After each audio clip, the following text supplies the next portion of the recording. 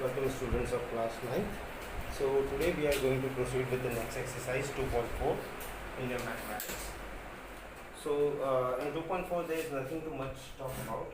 जो आपने पढ़ा है कुछ वैसा ही है, सब कुछ लगभग वैसा ही है. ठीक है, एक नई थ्योरम आ जाएगी इसमें, फैक्टर थ्योरम. तो देखते हैं पहले फैक्टर थ्योरम क्या होता है.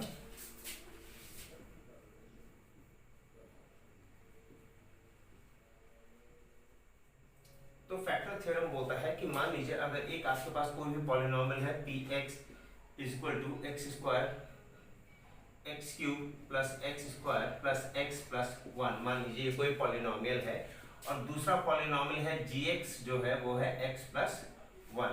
अगर ये आपको पॉलिनोमियल दिए गए हैं तो पहली चीज, इफ एक्स प्लस वन, या फिर अगर मैं बोलता हूं if gx is a factor of px,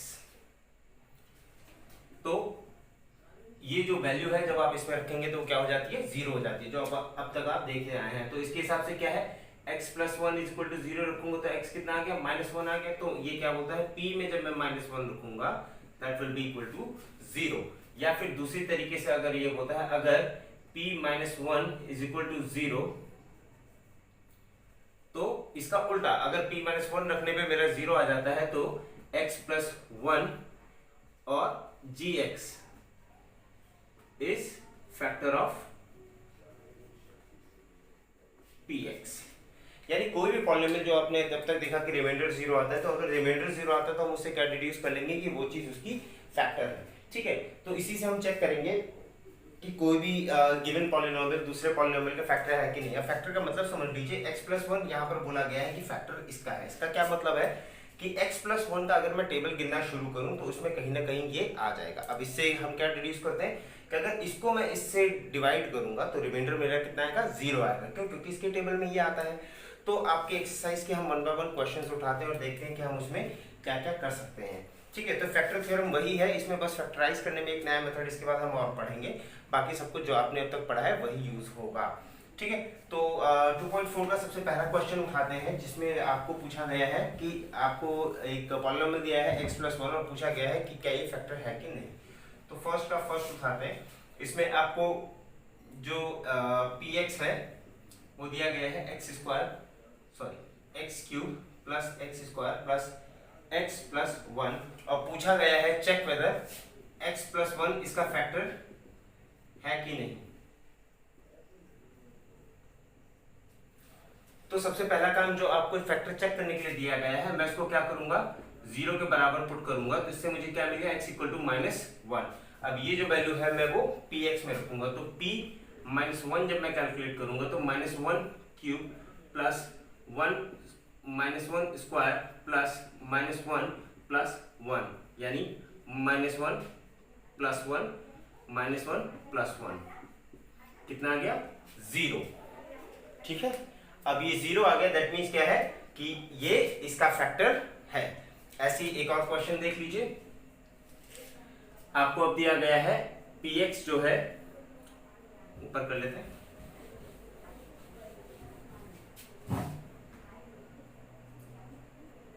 जो px है वो आपको दिया गया है x4 plus 3x cube plus 3x square plus x plus one. Check वही करना है, x plus one is factor और नॉट. ठीक है, तो वही काम करेंगे फिर से. हम इसको क्या करेंगे, x प्लस वन को मैंने पहले जीरो रखा तो मुझे इससे क्या मिला, x equal to minus one मिला. अब इसको मैं क्या कैलकुलेट करूंगा, p माइनस वन, जो मेरा px है उसको मैं माइनस वन की वैल्यू के साथ यूज करके देखता हूँ. 3 माइनस वन का whole cube plus 3 minus one का square plus minus one plus one.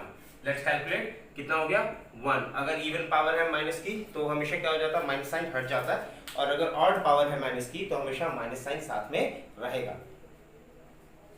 तो यहाँ पर इवन है, वन माइनस हट गया, इक्वल टू 3 माइनस वन है ये, तो यहाँ पर क्या आ गया, माइनस 3. अब ये क्या है, प्लस हो जाएगा, तो ये क्या आ गया, plus 3, then minus one plus one. तो माइनस थ्री प्लस थ्री गया, माइनस वन प्लस वन गया, कितना आया, one. So it is not a factor.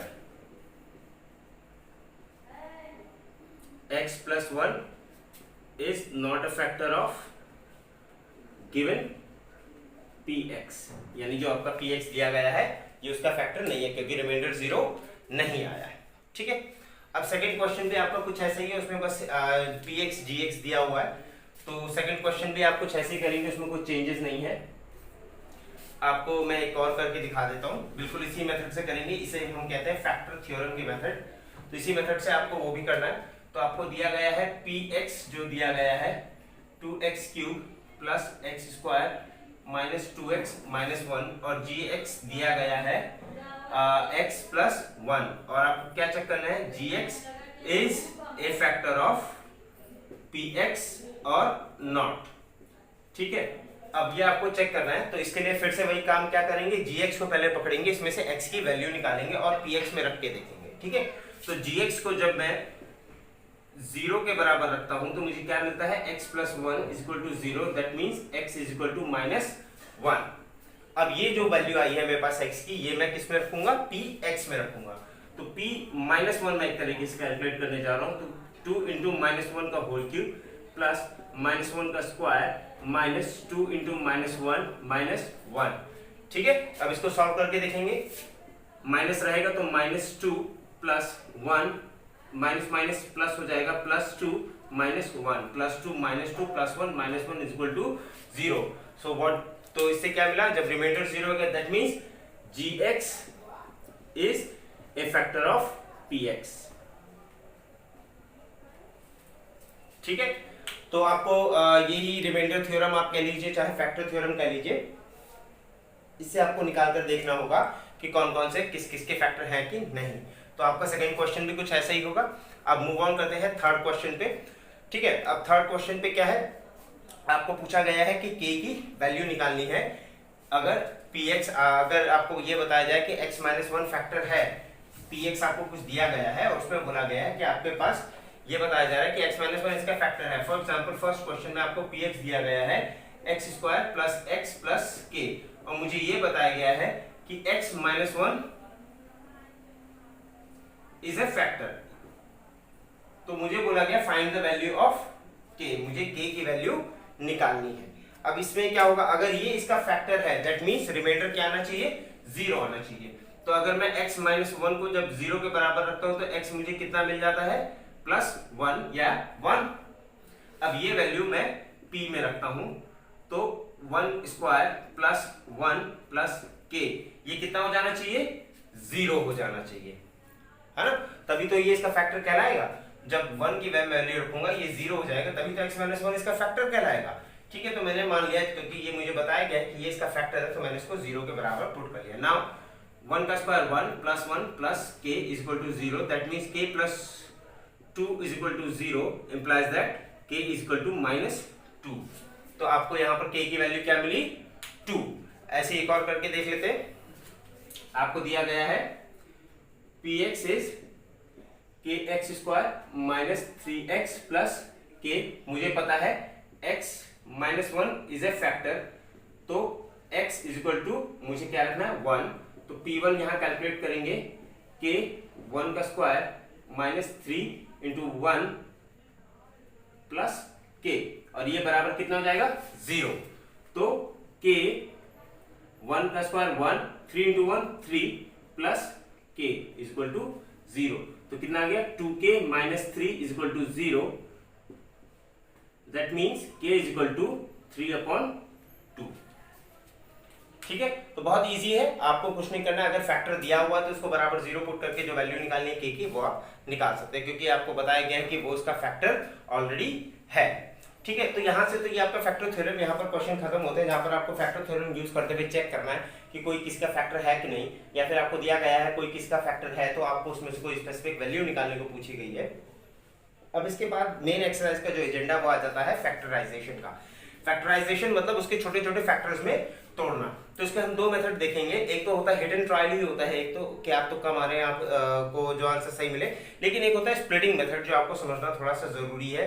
अब इसमें आपके कोर्स में 2 डिग्री और 3 डिग्री तक आपको फैक्टराइज करने को पॉलिनोमियल दिए जाएंगे। जब मैं बोलता हूँ 2 डिग्री मतलब जिसमें हाईएस्ट पावर x की कितनी होगी, 2, और जिसमें हाई और क्यूबिक पॉलिनोमियल यानी जिसमें हाईएस्ट पावर x की कितनी होगी 3। ये 2 डिग्री यानी डिग्री 2 और डिग्री t की जो भी पॉलिनोमियल्स हैं वो आपको फैक्टराइज करने के लिए आपके कोर्स में दिए जाएंगे। तो सबसे पहले हम सीखते हैं स्प्लिटिंग मेथड। ध्यान से समझिएगा इस मेथड को, बहुत तेज करने के लिए और बहुत आसानी से करने के लिए 90% ऑफ द जो आपको पॉलिनोमियल्स दिए जाएंगे वो उस मेथड से हो जाते हैं। कुछ होते हैं जो नहीं हो पाएंगे, कुछ हो सकता है कुछ मेथड्स कुछ पॉलिनोमियल्स हो सकते हैं जो आपको इससे नहीं मिलेंगे, खास करके क्यूबिक पॉलिनोमियल। तो उसके लिए हम क्या उसमें पहले हिडन ट्रायल यूज करेंगे, फिर लॉन्ग डिवीजन यूज करेंगे और हमें फैक्टराइजेशन मिल जाएगा। हालांकि हम उसमें भी स्प्लिटिंग ही यूज करेंगे। तो समझते हैं स्प्लिटिंग मेथड सबसे पहले। तो इसके लिए कोई भी एक हम पॉलिनोमियल उठा लेते हैं आपके गिवन बुक में से ही। ओके, तो आपको पॉलिनोमियल दिया गया है y² माइनस 5y प्लस 6। ठीक है, अब आपको मैं एक चीज बता देता हूं, ये जनरल फॉर्म क्या है, ay² plus by plus c। ये पॉलिनोमियल से इस पॉलिनोमियल को आप कंपेयर करेंगे तो आपको कितना मिला, a बराबर कितना मिला 1, b बराबर -5 और c बराबर कितना मिला 6। ठीक है, बाकी y है। ठीक है, साइन का ध्यान रखेंगे, यहाँ -5 है, मैंने यहाँ प्लस b लिखा है। जनरल फॉर्म यही होती है, जो ये है ये क्या कहलाती है इसकी जनरल फॉर्म। ठीक है, अब इसमें क्या है, हो सकता है कोई 0 हो कोई ना हो, तो वो अलग बातें हैं, लेकिन अगर हम इसको इससे कंपेयर करते हैं जनरल फॉर्म से तो हमें मिलता है a = 1, b = -5 और c = 6। आपका काम है सबसे पहले आप ध्यान देंगे a × c करिए। ठीक है, a × c कितना आया 1 × 6 यानी 6। अब इस 6 से आपको क्या बनाना है, b बनाना है, प्लस या माइनस करके। मतलब ऐसे दो नंबर ढूंढिए जिनका प्रोडक्ट क्या आता हो 6। ऐसे दो नंबर जिनका प्रोडक्ट कितना आता हो a × c के बराबर और प्लस या माइनस करने पे क्या बनते हो वो b के बराबर। तो कहने का मतलब a × c जो हमारे यहाँ पर 6 है, मुझे ऐसे दो नंबर ढूंढने हैं जिनको जोड़ने या माइनस करने पे से मैं क्या बना सकूं, -5 बनाना है। तो इसके मैं क्या करूंगा, 6 के फैक्टर्स निकालने शुरू करता हूं। 1 × 6, 2 × 3, 3 × 2, 6 × 1, यही 4 तरीके के फैक्टर हो सकते हैं, 1 2 3 6। ठीक है, तो अब मैंने क्या करा, इसमें से दो नंबर मुझे ऐसे चाहिए, तो मैं देख सकता हूँ 3 और 2 या फिर ये दोनों में से कोई भी देख लीजिए, बात एक ही है।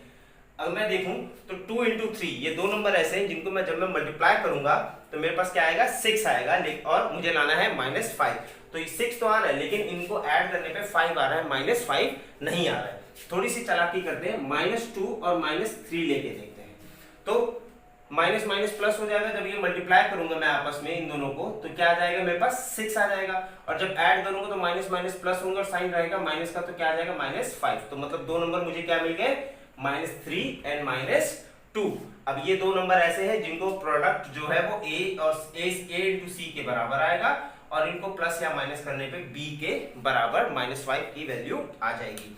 तो इसको हम यूज करते हुए अब इसको स्प्लिट करेंगे कैसे। अब मेरे पास मेन इक्वेशन क्या दी गई है, y² - 5y + 6। अब जो बीच वाली टर्म है यानी जो -5y है इसको मैं इस फॉर्म में लिख देता हूं। तो मैंने लिखा y² - 3y - 2y + 6। क्या कोई चेंज हुआ, नहीं हुआ। मैंने -5y को दो पार्ट में तोड़ दिया। ठीक है, आगे सॉल्व करने पे वापस वही आ जाएगा। अब यहाँ पर क्या होगा, इन दोनों में से इन दोनों को ले लो और इन दोनों को ले लो, जो कॉमन है वो निकाल लो। इसमें क्या कॉमन दिख रहा है मुझे, सिर्फ y। तो y मैंने से बाहर निकाला, ये बचा y - 3 पहले वाला। अब दूसरे वाला भी ब्रैकेट में यही बचना चाहिए, तो मतलब आप सही जा रहे हो। अगर ये दूसरे वाला नहीं बच रहा है ऐसा तो आप गलत हो। ठीक है,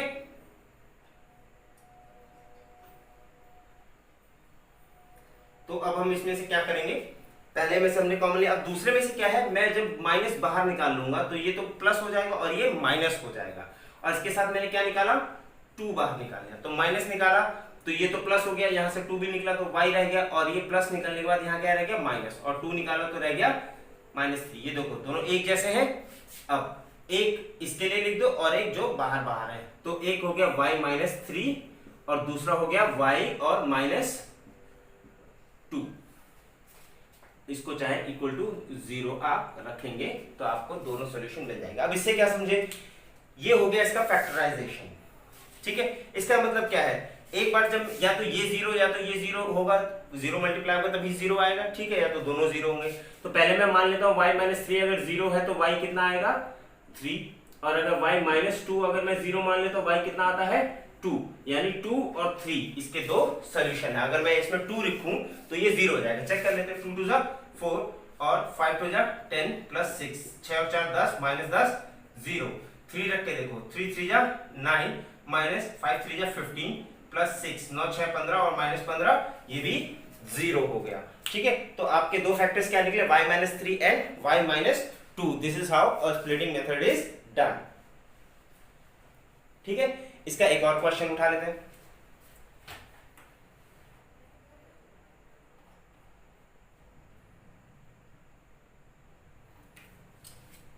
ओके, अब एक और क्वेश्चन इसका उठाते हैं आपकी बुक से। तो पहला आपको दिया गया है 12x² माइनस 7x प्लस 1। अब देखिए यहां पर इससे मैं किसे कंपेयर करूंगा, ax² plus bx plus c। तो a मेरा कितना आया 12, b कितना आया -7 और c कितना है 1। तो a इंटू सी यानी क्या है 12। 12 से मुझे जोड़ तोड़ के क्या बनाना है -7 बनाना है। ठीक है, तो कैसे बनेगा, 4 और 3 4 3 जा 12 और 4 और 3 7, लेकिन मुझे क्या लाना है माइनस लाना है। तो -4 इंटू -3 और इससे मैं क्या बना दूंगा, प्लस करने पे -7 प्लस करने पे आ जाएगा। अगर इन दोनों को मल्टीप्लाई करूंगा तो 12 और प्लस माइनस करूंगा या प्लस करूंगा तो क्या आ जाएगा -7। ठीक है, तो मेरे पास क्या नंबर आ गए -4 और -3। ये फैक्टर नहीं है। ठीक है, ध्यान देना, अभी हम इसको बीच वाले को हमें किस फॉर्म में तोड़ना है, ये वो दो नंबर मिले हैं। ठीक है, अब इसको प्रोसीड करते हैं। तो 12x² 7x को कैसे लिखूंगा, -4x माइनस 3x प्लस 1। अब फिर वही काम, इन दोनों को ले लो और इन दोनों को ले लो, इन दोनों में से कॉमन चीजें निकाल लेंगे। पहले वाले में से 4 कॉमन आएगा। ठीक है, तो ये और x भी आएगा, तो 4x मैंने बाहर कॉमन ले लिया। अब 4 निकला तो बचा 3, x निकला तो बता x, इसमें से तो पूरा 4x ही निकल गया, बचा 1। फिर से माइनस बाहर लिया तो इसमें से कुछ कॉमन आएगा, नहीं आ सकता, तो ये 3x प्लस हो गया और ये बीच का हो गया माइनस। दोनों सेम आ गए, यहाँ कुछ नहीं निकला तो 1 ले लेते हैं, कुछ बाहर कॉमन नहीं होता तो मतलब 1 निकला। तो एक 3x माइनस 1 हो गया और दूसरा क्या हो गया 4x माइनस 1, जो इन दोनों के बाहर है। ठीक है, अब पहले वाले से क्या मिलेगा, x इक्वल टू 1/3 और x इक्वल टू 1/4। इन दोनों में इसको जब एक बार 0 के बराबर रखोगे तो ये तुम्हें सॉल्यूशंस मिल जाएंगे। लेकिन आपको ये नहीं करना, आपको सिर्फ फैक्टर्स निकालने हैं। तो एक फैक्टर हो गया 3 - 1 और दूसरा फैक्टर हो गया 4x माइनस 1। ठीक है, एक और क्वेश्चन देख लेते हैं। थोड़ा सा कंफ्यूजन हो सकता है नंबर ढूंढने में, आपको ये दो नंबर ढूंढने में थोड़ा सा प्रैक्टिस की जरूरत पड़ेगी, उसके बाद तो इजी है। ठीक है, एक और क्वेश्चन देख लेते हैं। अब आपके पास आता है 3x² माइनस x माइनस 4। तो इसको फिर से कंपेयर करेंगे जनरल फॉर्म से। सबसे पहला काम, तो a कितना आया 3, b कितना आया -1 और c कितना आया -4। अब आपके पास a इंटू सी कितना है -12 और आपको बनाना क्या है -12 से -1। कैसे बनेगा, फिर से 4 और 3, 4 3 जा 12 और 4 - 3 1, लेकिन मुझे लाना है -1, तो थोड़ी सी तरकीब खेलेंगे। -4 इंटू 3 ये कितना आएगा -12 और -4 प्लस 3 ये कितना आएगा -1 आ गया। तो -4 और 3 हम इन दोनों को लेकर अब स्प्लिट करना शुरू करते हैं। तो 3x² minus 4x plus 3x minus 4। ठीक है, अब पहले दो और बाद के दो कॉमन लेने के देखेंगे, तो कुछ कॉमन नहीं निकाला, सिर्फ x आएगा।